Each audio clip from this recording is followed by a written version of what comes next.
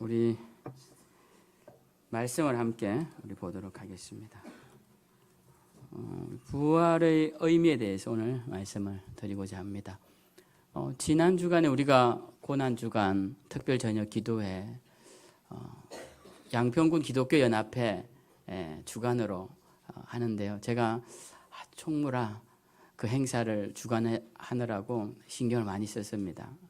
평소에는 그냥 마음 편하게 이렇게 은혜 받으려고 이렇게 하면 되는데, 그날은 이게 지금 잘 진행이 되고 있나, 좀 더 이게 은혜를 끼쳐야 되는데, 막 이런 여러 가지 생각으로 집회에 참석하게 되었습니다.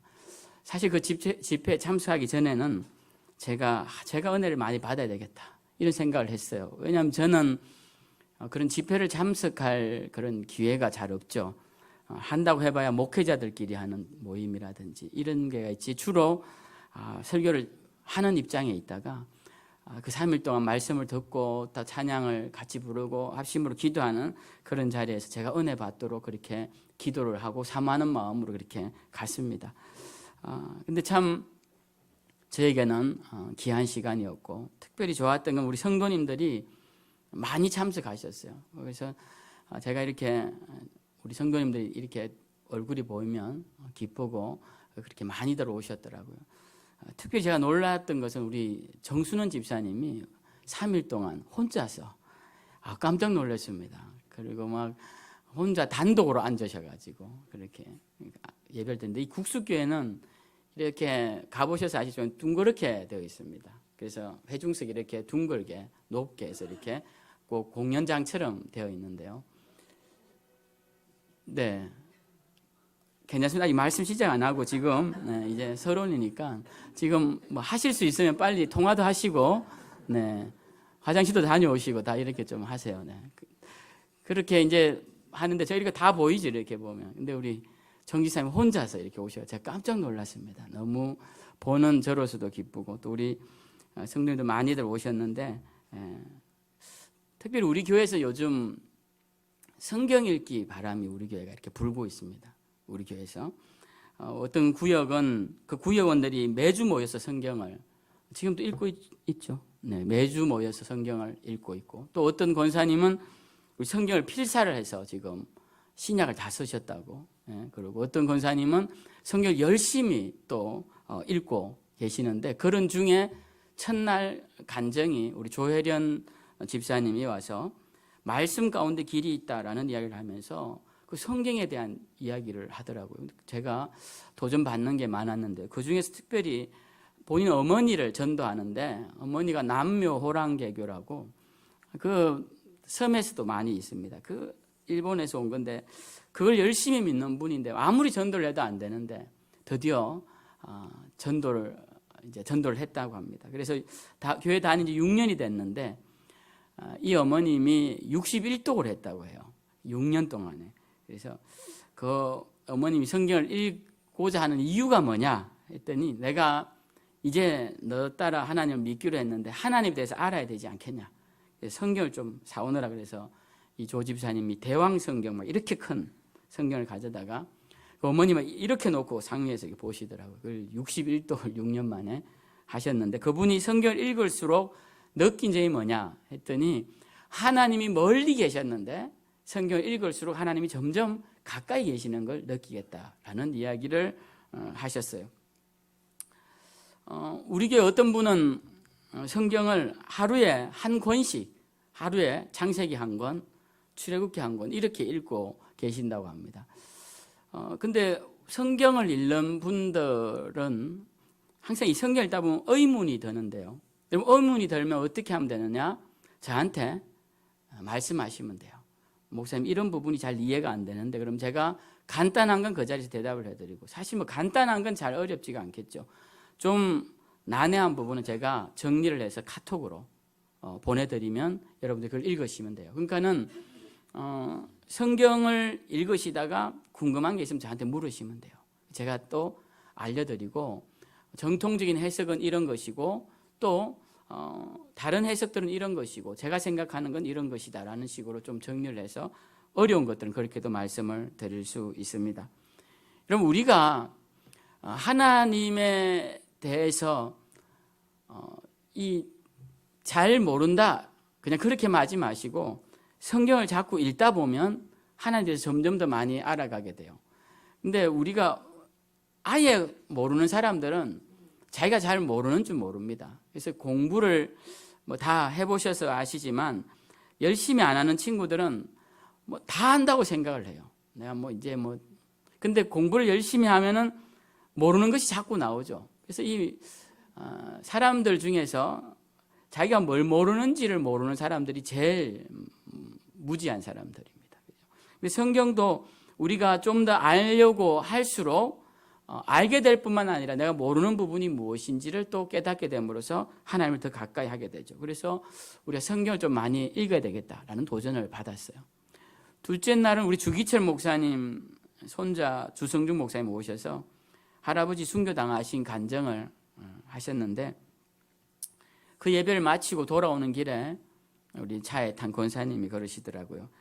간증을 듣고 보니 우리 삶에 있는 문제들은 아무것도 아니네요 그러시더라고요. 그래서 제가 그 말에 저도 동의를 합니다. 막 곧 큰일 날 것 같은 문제들이 그 주 목사님 그 간증을 듣고 보니까 이건 뭐 아무것도 아니구나 이런 생각이 들었습니다. 셋째 날은 이상 목사님 간증을 들으면서 제가 느낀 것은 뭐 이미 알고 있는 이야기 또 들었던 이야기들도 있지만 북한이 복음이 완전히 사라진 곳이 아니라 아직도 복음의 거루터기 거룩한 순이 올라오고 있는 곳이다라는 생각을 하게 됐어요. 이분이 80년대에 만난 한 청년 이야기를 하시더라고요. 그 청년을 아주 엄밀하게 만나게 됐는데 그 청년이 자기가 그리스도인임을 아주 엄밀한 모양을 통해서 밝힙니다. 그리고는 이제 내가 뭘 도와줄까라고 물었더니 그 선교사님이 그 청년이 자기가 한 달 월급이 20원인데 그때 당시 한국 돈으로 치면 2,000원 정도 된다고 합니다. 그 20원에 11조를 하고 싶은데 11조를 할 곳이 없다는 것이요. 그 이야기를 하나 했고 또 하나는 세례를 받고 싶은데 성경에 세례를 받고 싶은데 세례를 받고 싶다. 그 이야기와 그 다음에 세례를 받고 성찬에 참여하고 싶다. 이 이야기를 했다고 합니다. 그 청년을 재작년까지 도왔다고 해요. 그런데 그 어머니와 아내 그리고 자녀들이 다 예수 믿는 것이 이제 발각되어서 다 순교당했다고 해요. 그 이야기를 하실 때는 저도 마음이 너무 아프고 그 선교사님도 너무 한눈에 봐도 강단이 대단하신 분 같은데 그 이야기 하실 때 본인도 마음이 눈물이 걸성이는 모습을 봤습니다. 그걸 보면서 지금도 북한 땅에 복음을 가지고 있는 자들이 있구나라는 생각을 하게 됐어요. 저는 북한이 저주받은 땅이라고 생각을 했습니다. 저 북한은 정말 사람의 노예가 되어 있고 우상을 섬기는 암흑 같은 도시다. 근데 제가 가만히 그 간증을 듣고 생각해 봤을 때 어쩌면 저곳이 더 하나님의 사랑이 머무는 곳이 아닐까.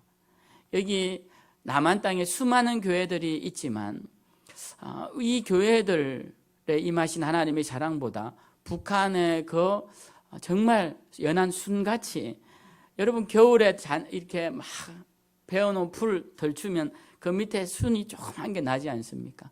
그런 것처럼 그렇게 은밀하게 올라오고 지탱되고 있는 그 순 같은 그리스도인들, 그들이 정말 하나님 앞에서 아름답고 귀한 것이 아닌가 이런 생각을 제가 하게 되었던 그런 3일간의 시간이었는데요. 그래서 저희가 이번 고난주간 기도회를 거치면서 저는 우리가 좀 더 말씀을 묵상하는 자들이 되어야 되겠다. 말씀을 가까이 하는 자들이 되어야 되겠다. 그리고 주님을 위한 삶을 살아야겠다. 그리고 좀 더 복음 전파를 위해 내 삶을 드리는 삶을 살아야겠다. 이런 다짐을 하는 그런 시간이었습니다. 오늘은 이제 부활절인데요. 기독교에서 가장 의미 있는 절기가 바로 부활절입니다. 부활절. 기독교 절기 중에 가장 명확하고 그리고 성경에도 이제 나오는 아주 명확한 날짜와 그리고 명확한 시즌이죠. 날짜와 절기, 이것이 부활절이고 가장 중요한 절기, 우리 기독교가 탄생하게 된 절기, 그것이 바로 부활절입니다. 성탄절은 사실은 사람들이 만들어낸, 그 뒤에 우리 종교라는 기독교가 만들어낸 절기라면, 이 부활절은 정말 기독교의 탄생부터 탄생의 계기가 되는 아주 중요한 절기가 부활절입니다. 우리가 이 부활절은 우리가 잘 아는 대로 다시 태어난다, 다시 살아난다라는 의미죠. born again, 다시 태어남, 다시 살아남인데요. 이 부활의 의미에 대해서 오늘 저는 한 2가지 정도로만 말씀을 나누고자 합니다. 성경에 보면 니고데모라는 어떤 청년이 나옵니다. 이 청년이 예수님께 나와서는 예수님께 이런 말을 해요. 주님, 예수님, 제가 보니까 당신은 하나님께로부터 오신 분임을 확실합니다. 분임이 확실합니다. 제가 보니까 당신이 기적도 행하시고 말씀도 전하시고 삶도 이렇게 보니까 정말 하나님께로 온 분입니다. 이런 고백을 해요. 그러니까 얼마나 이쁘겠어요. 예수님 보시기에 그렇게 신앙을 고백하니까. 그래서 예수님이 그 청년에게 이런 말씀을 하십니다. 네가 하나님 나라에 가려면, 천국에 가려면 물과 성령으로 다시 태어나야 할 것이다 라는 말씀을 해주세요. 다시 태어나야 한다. 그럼 여러분, 우리가 다시 태어나야 한다라는 이 의미를 좀 새길 필요가 있는데요. 다시 태어나려면 어떻게 해야 합니까? 죽어야 하는 것이죠. 우리가 다시 살려면 죽지 않고는 방법이 없습니다. 우리가 죽지 않고 사는 것은 영원히 사는 것이지 다시 사는 게 아니고 그냥 한번 쭉 사는 것입니다. 주님은 우리에게 다시 살아나야 한다. 거듭남이라고 하죠. 다시 살아나야 된다. 한자로는 중생이라고 하는 이 거듭남에 대해서 주님이 말씀을 하셨습니다. 우리는 이 부활절에 죽음에 대해서 함께 생각해 봐야 합니다. 왜? 부활은 죽음 이후에 가능한 것이기 때문에 그런 것이죠. 우리가 no cross, no crown이라는 이 라임에 맞춰서 하는 서양 속담을 알고 있습니다. 십자가가 아니고는 면류관도 없다라는 이 속담, 이것은 예수 그리스도의 십자가의 죽으심이 없이는 부활의 영광도 없다라는 그런 의미일 것입니다. 여러분, 우리는 먼저 죽어야 하는데요. 베드로 사도는 예수님이 우리를 위해 죽으신 것에 대한 이유를 이렇게 설명합니다. 우리로 죄에 대하여 죽고 의에 대하여 살게 하려 하심이라. 예수님이 죽으신 것은 우리를 죽게 하시기 위해 죽으셨다라는 겁니다. 우리는 부활이 예수님이 우리를 살리시기 위해 부활하신 것이지만 또 한편으로는 이 부활이 우리를 죽이시기 위해 하신 부활이다라는 것입니다. 그렇기 때문에 우리는 죽어야 한다라는 것이죠. 뭐에 대해서 죽어야 하느냐? 죄에 대해서 죽어야 한다라는 것입니다. 여러분, 우리가 물질에 대한 욕망에서 죽지 않으면 우리는 물질의 노예에서 벗어날 수가 없습니다. 우리가 권력에 대한 욕망에서 죽지 않으면 우리는 권력의 노예에서 벗어날 수가 없습니다.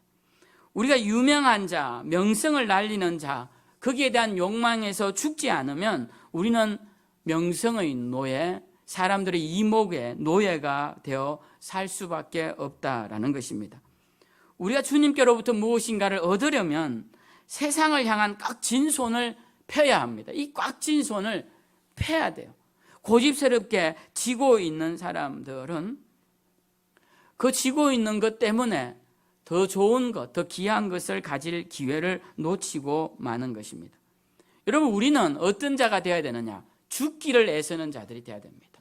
살기를 애쓰고, 잘 살기를 애쓰고, 높은 자리에 살기를 애쓰고, 부유하게 살기를 애쓰는 자들이 아니라 죽기를 애쓰는 자들이 되어야 한다는 것이죠. 사도 바울은 고린도전서 15장 31절에 고린도 교회를 굉장히 자랑스럽게 생각하면서 이런 말을 해요. 형제들아, 내가 그리스도 예수 우리 주 안에서 가진 바 너희에 대한 나의 자랑을 두고 단언하노니, 내가 너희를 얼마나 자랑스럽게 생각하는지 아느냐? 내가 너희를 너무 사랑하고 자랑스럽게 생각하는데 그럼에도 불구하고 내가 해줄 한마디 말이 있는데 그 말이 뭡니까? 나는 날마다 죽노라. 내가 너희에 대한 자랑을 두고 단언하노니 나는 날마다 죽노라라고 고백합니다. 사도 바울과 같은 위대한 믿음의 선진이 고린도 교회를 향하여서 나는 날마다 죽는다라고 이야기를 합니다. 그가 죽는 것이 무엇일까요? 그가 죽는 매일의 삶이 무엇일까요? 세상을 향하여 죽는 것이고, 욕심을 향해 죽는 것이고, 매일매일 올라오는 정욕을 향해 죽는 것이고, 내 이생의 자랑을 향한 죽는 것입니다. 그 죽음이 매일의 삶 가운데 결단처럼 이루어지고 있는 삶이 바울의 삶이었다라는 것이죠. 우리는 죽어야 합니다. 우리는 죽고자 해야 합니다. 우리의 욕심에 대해서 죽고자 해야 할 것이고, 우리의 시원찮은 이름에 대해서 죽고자 해야 할 것이고, 우리의 대수롭지도 않은 자랑에 대해서 죽고자 해야 할 것입니다. 그렇게 죽어야만이 우리가 살아날 수 있는 것입니다. 그렇게 죽어서 다시 살아날 때는 주님을 향해 다시 살아나는 자들, 복음을 향해 다시 살아나는 자들, 주신 사명에 대해 다시 살아나는 자들, 하나님의 뜻과 계획에 대한 다시 살아나는 자들, 그 열정이 살아나고 그 열심과 헌신과 충성과 그 사모함이 다시 살아나는 자들이 되어야 할 것입니다. 아직도 세상 가운데 있는 열망으로 가득 차 있는 분들은 그 속에 주님의 사랑이 들어갈 수가 없습니다. 아직도 세상 일로 꽉 차 있는 사람들은 그에게 주님을 향한 사모한 마음, 열정은 들어갈 수가 없는 것입니다. 우리는 빨리 죽어야 합니다.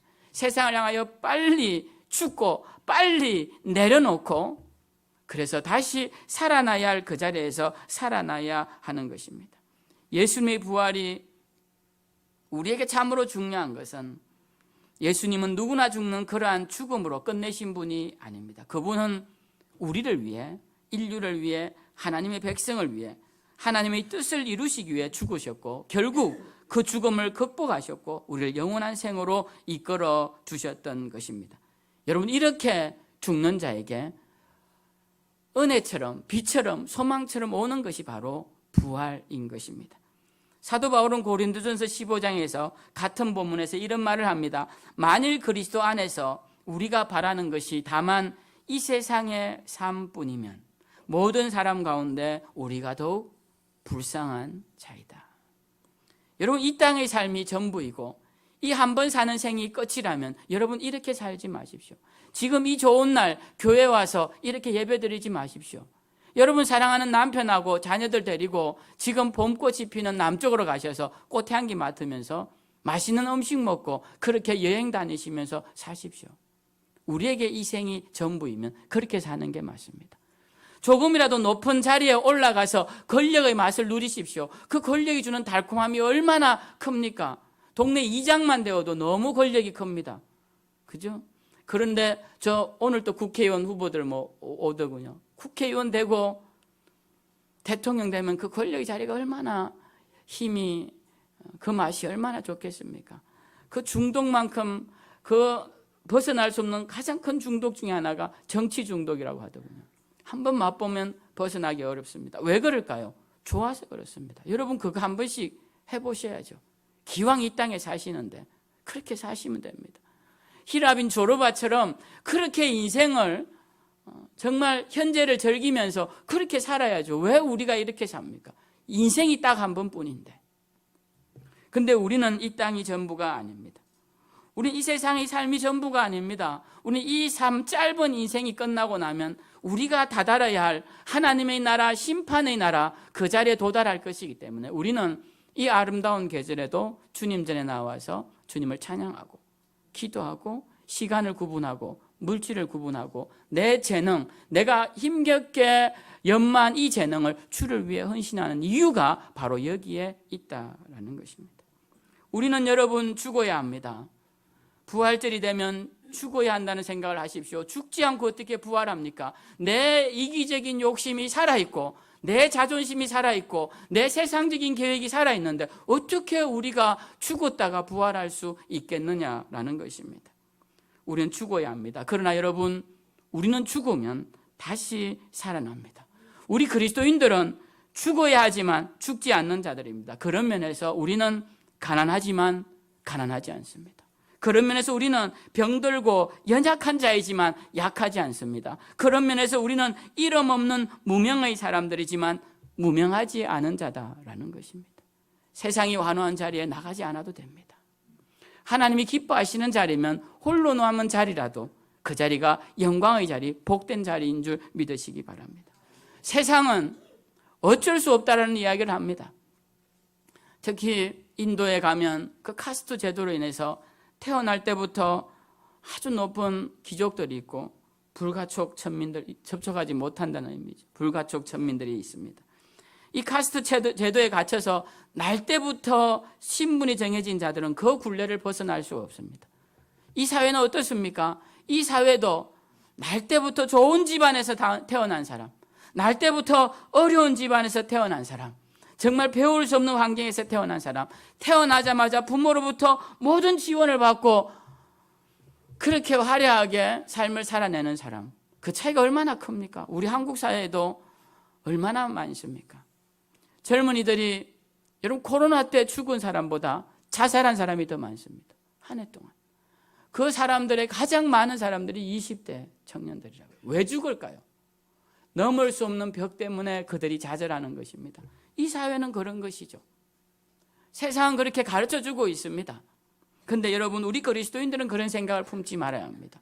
우리 그리스도인들은 하나님의 은혜 안에서 산을 깎아 평지를 만들고 이 작은 물이 모여서 대를 만드는 그런 하나님의 역사를 바라보고 할 수 있다는 믿음으로 나아가야 한다는 것입니다.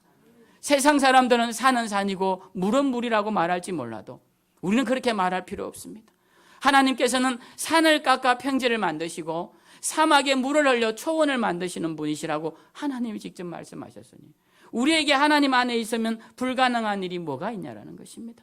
하나님의 은총 안에 있으면 무엇이 불가능하냐라는 것입니다. 비록 내가 가장 열악한 환경에서 태어났다 할지라도 하나님 믿게 되었다면 우리의 삶에 생수가 들어온다는 사실을 잊지 마시기 바랍니다. 우리의 나무들은 깊이 뿌리 내릴 것이고 그 열매는 아름답고 꽃은 화려하여서 인생의 가치 있고 의미 있게 바뀔 것이다. 그것이 바로 그리스도의 부활이 우리에게 던지는 중요한 메시지인 것입니다. 우리가 부활절에 기억해야 하는 것은 예수님을 믿어서 죽지 않고 영원히 사는 것이 아니라 죽어도 다시 살아나는 힘을 얻게 되는 것, 이것이 부활 신앙임을 잊지 말아야 합니다. 살아난 죽음, 죽음도 막지 못하는 생명의 능력을 부여받는 그런 복된 오늘 부활절이 다 되시길 주님의 이름으로 축원드립니다. 두 번째로 부활절은 사명과 함께 생각되어져야 합니다. 성경마다 맨 마지막에 기록된 내용들이 다 다른데요. 이 네 복음서가. 오늘 우리가 읽은 누가복음은 마지막 장이 이렇게 기록되어 있습니다. 우리가 읽은 대로. 그런데 요한복음의 마지막 장은 예수님이 부활하신 후에 어디로 가시느냐 하면 디베라, 이 갈릴리 바닷가의 다른 이름이 디베라입니다. 이 디베라는 티베리우스 로마 황제 2대 황제, 그 티베리우스가 갈릴리 해변 가까이에 티베리아라는 도시를 만듭니다. 그 도시의 이름을 따서 디베라 바닷가라고 부르고 예전부터 있던 갈릴리 바닷가의 또 다른 이름이에요. 그런데 요한복음에는 디베라 바닷가로 나오죠. 그 갈릴리 바닷가로 주님이 가십니다. 왜 가십니까? 제자들이 다 거기로 가버렸어요. 주님이 십자가에 달려 죽으시니까 제자들이 우리 고기나 잡으러 가자 하고 옛날에 있던 그 갈릴리로 다 갔다라는 것입니다. 주님도 그 도망치듯 떠나버린 제자들을 향해 갈릴리로 가십니다. 그리고 그들이 고기 잡고 있을 동안에 주님이 그들을 위하여 소반을 준비하고 그들에게 생선을 굽고 이제 고기 잡고 나오는 제자들에게 식사를 대접합니다. 그러시고는 주님이 중요한 말씀을 하시죠. 베드로에게. 이게 베드로에게만 하는 말일까요? 거기 둘러앉은 모든 제자들에게 묻는 말이에요. 너희 나를 사랑하느냐? 이 말씀이죠. 너 날 사랑하느냐? 사랑하느냐라는 질문을 하기엔 너무 이 제자들의 모습이 초라합니다. 주님 다 떠나서 그 보잘것없는 곳에서 보잘것없는 일을 하던 옛날 모습으로 돌아가 있는 거예요. 베드로는 당당하게 주님 저 사랑합니다 라고 이야기해요. 참 베드로도 대단한 사람 같아요. 어떻게 그렇게 자기 한 일이지 어떻게 그렇게 또 대답을 그렇게 하는지 몰라요. 저 같으면 못할 것 같아요. 부끄러워서. 참. 그래서 큰 사람이 되나 봅니다. 그래서 주님이 그래 네가 나를 사랑한다면 내 양을 먹이라 이렇게 말씀을 하시죠. 또 물으십니다. 또 대답을 해요. 그러니까 또 내 양을 치라. 또 물으시고 또 대답하니까 내 양을 먹이라 라고 말씀을 하십니다. 그리고 요한복음이 끝이 나죠. 여러분, 이 부활을 이야기하면서 사도 요한이 왜 이 이야기를 할까요? 사도 요한은 예수님의 12제자 중에 가장 사랑받는 제자였습니다. 그래서 성경에 보면 사랑하시는 제자가 그의 품에 안겨 있더니, 이러면 그게 요한이에요. 이 중동 사람들이 비스더미에서 음식을 먹는데 이 앞에서 같이 이렇게 가슴에 기대고 같이 음식을 먹는 아주 특혜를 받는 사랑하는 제자였습니다. 그 사랑하는 제자가 복음서를 기록했어요. 요한복음을. 그 요한복음의 마지막 장이 뭘 이야기하느냐 하면 사랑에 대한 이야기를 합니다. 너 나 사랑하느냐? 그러자 우리 다 주님 사랑합니다 라고 고백해요. 여러분, 이 사랑의 결과가 뭡니까? 그러면 내 양을 먹이라. 사명인 것이. 사명 없는 사랑은 거짓말입니다, 여러분. 사명 없는 사랑은 다 입에서 나오는 그냥 한순간의 이야기일 뿐입니다. 주님은 네가 사랑한다면 나를 위해 사명을 감당해라고 말씀합니다. 여러분, 부활하신 주님을 만나는 것, 그냥 이렇게 예배드리면 끝나는 것입니까? 그렇지 않습니다. 사명이 있어야 합니다. 사명이 주어져야 하는 것입니다. 주님의 부활은 우리의 사명을 통해 완성되는 것입니다. 사명이 뭘까요, 여러분? 사명은요, 주님을 위해 행하는 여러분의 일들이 사명입니다. 나를 위해 하는 것이 아니고, 기도도 나 위해 사는 기도는 사명이 아니에요. 기도도 주님을 위한 기도를 할 때 그 사람은 기도의 사명자입니다. 우리가 여기 교회 들어오면 주차봉을 들고 안내하시는 집사님을 만납니다. 이 주차봉을 들고 안내를 할 때 사람들이 생각할 겁니다. 저분 무슨 돈 받고 할까? 돈 안 드립니다. 우리 김 집사님 도로 헌금하면서 저 일하시죠. 무언가의 대가로 인하여 사는 것은 사명이 아니에요, 여러분. 그건 그냥 일입니다. 그래서 저는 여러분보다 상급이 적다. 왜? 저는 매일 월급을 받아가지고 제 상급은 거기서 까질 겁니다. 저는 여러분 사례비 많이 주는 것 원치 않습니다. 근데 생활이 될 정도는 주면 좋겠어요. 네, 많이 주진 않아도. 이제는 부족하지 않습니다. 지난해에 많이 인상이 됐습니다. 10% 인상이 됐습니다. 부족하지 않습니다. 저는 월급 많이 받는 것, 사례비라 부르는 월급 많이 받는 것 부담스러워요. 제가 늘 목회하면서 가진 생각은 받은 월급만큼만 일하자. 그것만큼도 못하는 것 같아서. 제가 처음 개척하고 150만 원을 받았습니다. 한 10년 받은 것 같아요. 150만 원을. 그때는 돈이 제일 많이 들어갈 때요. 근데 그때는 또 할 일도 제일 없을 때입니다. 교인이 몇 되지도 않고 상가에 있으니 할 것도 별로 없고. 그러니까 저는 150만이 적절한 것이에요. 적절하게 받은 겁니다. 여러분, 우리가 주님 앞에서 일이라는 것은 받을 것 다 받고 하는 일은 그게 주의 사명이 아니에요. 주의 사명이 아닙니다. 제가 이런 이야기 더 해드릴 수 있지만 여러분 시험 받으실까 봐 여기까지만 하죠. 우리가 주님 앞에서 일하는 거, 여러분 우리가 주님 앞에서 헌신하는 거, 이 얼마나 복된 일인지 모릅니다. 이것이 사명이에요. 내가 주를 위해 하는 일. 여러분 주를 위해 뭘 하고 계십니까? 여러분들이 주님을 위해 하는 일이 없다면 여러분은 사명자가 아닌 거예요. 여러분이 사명자가 아니라는 것은 여러분에게 부활의 능력이 없다는 거예요. 부활하신 주님을 만나지 않았다는 겁니다. 부활하신 주님 앞에서 너나 사랑하느냐라는 그 고백을 주님 앞에서 하지 않았던 것이죠. 그 질문에 대답하지 않았던 것입니다. 그러니까 사명이 없어도 너무 편한 삶을 사는 것이죠. 교회 올 때마다 내 문제가 해결되지 않은 것 때문에 속상해 못 견뎌. 그게 어떻게 사명자라 할 수 있습니까? 주님의 교회는 초라하고 쓰러져 가는데 내 집이 대궐 같은 집에서 주무시면 마음이 편하냐라는 거예요. 그게 어떻게 사명자라고 할 수 있느냐라는 것입니다. 사명자는 그런 사람들이 아니에요. 사명자는 그런 사람들, 주를 위해 무언가를 하는 사람들이 사명자입니다. 우리가 부활절에 뭘 생각해야 합니까? 부활하신 주님을 생각해야 되죠. 그 부활하신 주님이 여러분에게 찾아와서 뭐라고 하실 것 같습니까? 너 나 사랑하느냐고 묻지 않으시겠어요? 주님 사랑합니다. 그러면 사랑하는데도 너 이러고 있느냐고 묻지 않으시겠냐라는 것입니다. 여러분, 사명이 사라지면 뭘 하시고 싶으세요? 주님을 위한 사명이 사라지면 뭘 하시고 싶으세요? 은퇴하신 분들이 그러시더라고요. 목회 너무 힘드니까 은퇴하면 좋겠다. 2달 가니까 지겹더래요. 3일 가니까 설교하고 싶더래요. 3개월 가니까 설교하고 싶더래요. 그런 걸 바로 일찍 은퇴하셨어요. 65세 은퇴하신 목사님들 상당히 많이들 후회하시고 다른 데 가서 목회하고 계신 분들도 많아요.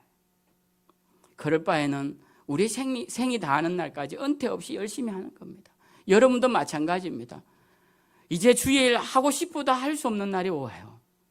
힘이 없고 말이 안 나오고 생각이 안 나서 주를 위해 뭘 하고 싶어도 모든 게 다 걸림이 되는 시절이 곧 오게 됩니다. 그 전에 조금이라도 힘이 있고 할 수 있는 일이 있거든 주를 위해 일하십시오. 그것이 여러분을 위한 일이고 하늘에 여러분의 상급이 기록되는 놀라운 은총의 길임을 잊지 마시기 바랍니다. 저는 우리 모두가 이 부활절에 사명을 다시 회복하길 바랍니다. 교회가 이만큼 가는 것 다 우리 사명자들 때문에 그렇습니다. 저야 눈에 보이는 자리, 저는 이런 것 중간에 서는 것도 너무 불편해요. 이 꽃이 막 너무 화려하고 비둘기도 있네요. 이런 게 양옆에 있으면 너무 부담스러워요. 예, 그냥 제가 너무 죽는 것 같기도 하고 이러면 너무 화려한 자리가 너무 불편합니다. 여러분, 저는 얼굴이 이렇게 나와서 앞에 떠들기라도 하지만 교회 안에서 보이지 않게 그 수고와 헌신으로 묵묵히 사명 감당하는 데 얼마나 많은지 모릅니다. 우리 교회도 그런 사람들이 모여서 지금 굴러가는 것이에요. 우리 모두가 사명자가 되어야 됩니다. 교회 한 자리, 한 구석에 내 헌신과 수고가 이 교회를 이루고 있다는 그런 마음으로 우리가 수고하고 헌신해야 하는 것이에요.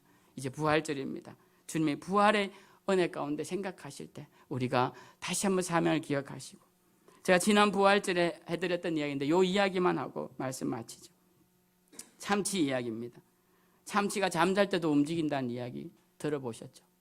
사실인가 싶어 찾아보니 실제로 참치는 아가미에 근육이 없어서 움직이지 않으면 죽는다고 합니다.